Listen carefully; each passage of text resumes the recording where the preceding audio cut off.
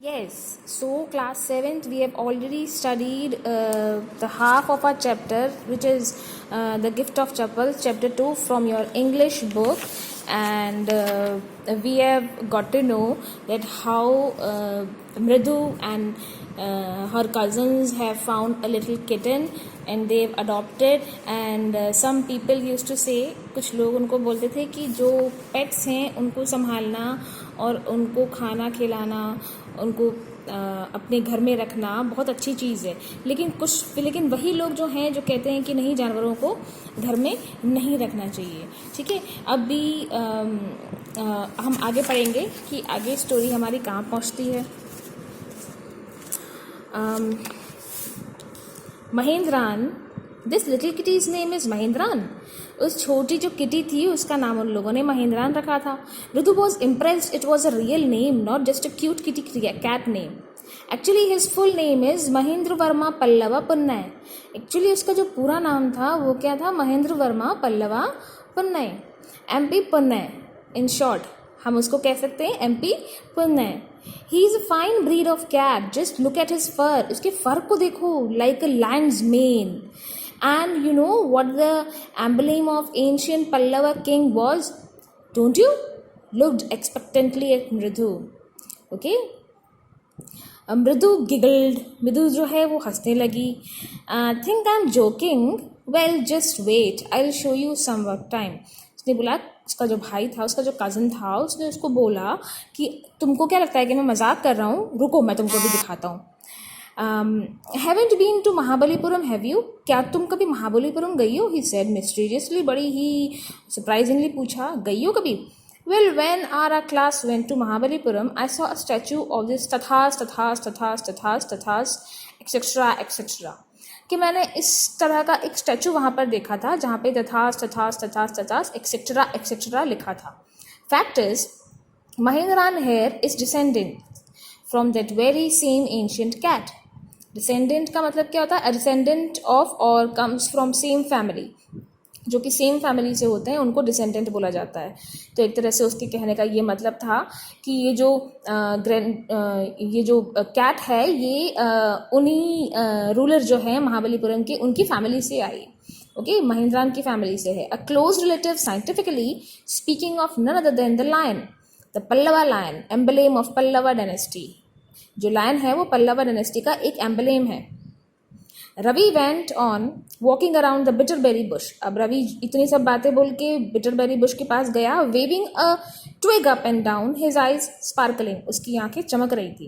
This cat is descendant of none other than Mahabalipuram Rishi cat, and if I may just remind you, they worship cats in Egypt, ancient Egypt. वो ये उसको बता रहा है कि ancient Egypt में cats जो होती थी उनको वर्शिप किया जाता था। How he loved the sound of his own voice. Meena and Ridu exchanged looks. What does that have to do with anything? Ridu demanding. देखा कि इन सब का मतलब क्या है? हाँ, I'm telling you, this cat is descendant from the Egyptian cat god. No goddess, that's it. Yeah, that's it. So उसने उसको बोला कि तुमको समझ में नहीं आ रहा है क्या? ये एक ग्रेट इजिप्शियन कैट है। उसने बोला, so what? Well, one of the descents, that cat goddess, was Stormway in one of Pallava's ship, and his descent was Mahabalipuram Rishi cat, whose descendant is Ravi flourished his twig at Mahendran. MP Punnai, hair, roop, eek, he shrieked, very pleased with himself. स्टॉबी का मतलब someone who hides himself, जो अपने आप को छुपा कर रखता है। तो एक तरह से उसके कहने का मतलब था कि ये जो बच्चा है बिल्ली का, ये जो कैट है, किटन है, ये अपने आप को छुपा कर एक शिप में लेकर आया होगा। ठीक है। Mahendran looked up alarmed. जो छोटा महेंद्रन था उसने जब रवि को इस तरह से अपने हाथ हिलाते हुए देखा तो उसके ऊपर उसकी तरफ देखने लगा। He had just been sharpening his claws on the edge of coconut shell. अपने जो claws था वो coconut shell में sharp कर रहा था, उसको अपने घसीट रहा था अपने paws को। But worse than Ravi's awful whoop, eek was a screech from the window. What a weird sound! If Mridu was startled. MP Punnai was frightened out of his wits. Hair standing on end and bounced up and scurried towards a bamboo tray and red chilies that had been set out of dry, trying to hide beneath it. He tipped a few chilies over himself. Meow, he hauled miserably.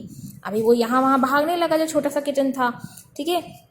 The preaching went on and on. What's that noise? Said Mridu. That's Lally's learning play the violin, grunted Ravi. कि अजीब सी आवाज़ कैसी है, ये इसको kitten को डरा रही है. उसने कहा अरे जो लल्ली है ना वो वायलिन प्ले करना सीख रही है. She'll never learn a thing. The music master just goes on playing like a train whizzing on and on while Lally is all the time railing, going completely off track. वो उसको बता रहा है कि वो कभी भी कुछ नहीं सीख सकती है. जो म्यूजिशियन उनको सिखाने आया है, जो म्यूजिक मास्टर उसको सिखाने आया ना, वो दिन भर अपना वायलिन बेचारे बजाते रहते हैं. लेकिन लल्ली जो है ना वो हमेशा आउट ऑफ ट्रैक ही रहती है, ठीक है. Mridu crept up the window. Lally was sitting little distance away, awkwardly holding her violin.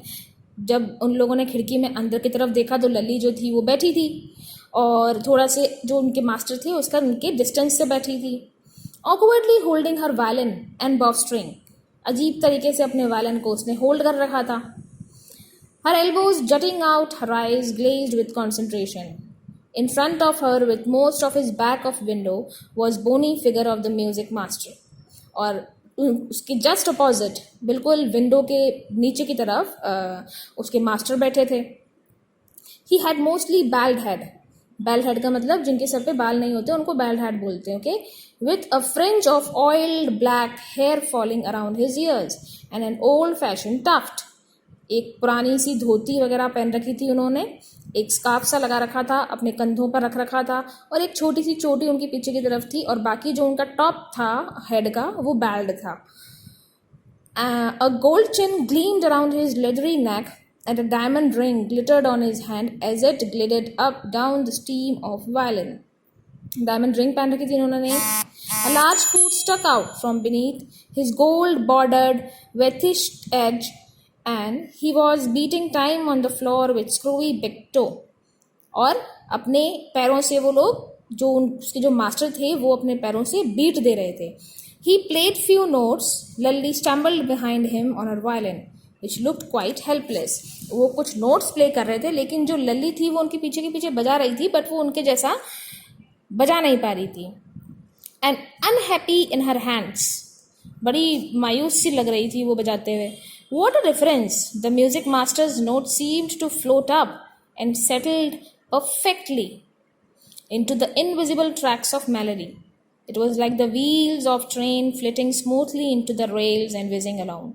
जो मास्टर बजा रहे थे उनके जो नोट्स थे ऐसा लग रहा था जैसे हवा में तैर रहे हैं, ठीक है. Mridu stared at that huge branched hand moving effortlessly up the violin's stem, making lovely music. उन्होंने जो मृदु थी उसने मास्टर को देखा कि मास्टर के जो हाथ हैं वो कितना स्मूथली वायलिन पे चल रहे हैं, ठीक है, और एक लवली म्यूजिक प्ले कर रहे हैं वो. स्क्वैक, देयर वॉज लल्लीज ड्रेलिंग अगेन. और फिर अजीब सी आवाज़ें आने लगी जब लल्ली ने बजाना शुरू किया. Amma came and well from the gate. Amma oh. Ravi send that beggar away, cried his mother. Ravi ने क्या बोला कि ये जो भिखारी आया है इसको बाहर भगाओ. Carried his mother from the back veranda where she was chatting with Tapi. He has been coming here every day for the past week and it's time he found another house to beg from, Pati explained to Tapi. अब जब उस पाती जो थी वो तापी को explain कर रहे थे कि ये सब चीज़ें चल रही हैं और एक जो बेगर है वो उनके घर के सामने रोज़ आ जाता है, ठीक है ना, और वो तब तक आता रहेगा जब तक कि वो दूसरा घर फाउंड नहीं कर लेता. Mridu and Meena followed Ravi out. Mridu और मीना जो थे वो रवि को फॉलो करते हुए बाहर निकले. The beggar was already in the garden. जो बेगर था वो ऑलरेडी गार्डन में था. Making himself quite at home. He had spread his upper cloth under the neem tree. नीम के पेड़ के नीचे उसने अपना ऊपर का जो कपड़ा था वो निकाल के रख दिया. And was leaning against it's trunk. और उसके तने पे अपना बैक लीन करते हुए बैठ गया. Apparently prepared to take a little snooze while he waiting for the ants to appear. Go away, Ravi said sternly. जब तक सोचा कि चलो मैं वेट कर लेता हूँ, इतने में रवि की जोर से आवाज़ आई कि यहाँ से जाओ. My Pati says it's time you found another house to beg from. ठीक है, मेरी दादी जो है, मेरी ग्रैंडमदर जो है, पाती जो है, वो क्या बोल रही है कि तुम कोई दूसरा घर ढूंढो भीख मांगने के लिए. The beggar opened his eyes very wide and gazed at each of the children one by one. जो beggar था वो अपनी आंखें खोलते हुए हर एक बच्चे को बड़ा गौर से देखने लगा. The ladies of this house, he said at last, in a voice choked with feeling, a very kind soul. उसने क्या बोला कि इस घर की जो लेडीज हैं बड़ी kind soul हैं, बड़ी ही नरम दिल हैं. I have kept my body and soul together on their generosity for a whole week. I cannot believe that they would turn me away.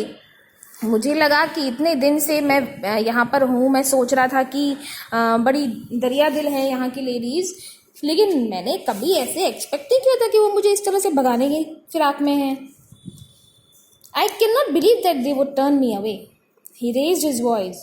Amma, Amma, oh, said his small wail might be. Put it. Certainly wasn't feeble. It began in a deep, strong rumble somewhere in his withered belly and came booming out of his mouth with its few remaining teeth stained brown with bitter chewing. Ravi, tell him there's nothing left in the kitchen. Called Rukumani. उसकी जो mother थी वो जोर से बोली कि रवि इसको बोलो कि कुछ भी किचन में नहीं बचा है अब. And he is not to come again, tell him that, और अब उसको आने की जरूरत नहीं है यहाँ पे. She sounded fed up. जिसकी मदर थी रुकुमानी बड़ी फेड अप साउंड कर रही थी, बहुत परेशान थी. Ravi didn't have to repeat it all the bagger.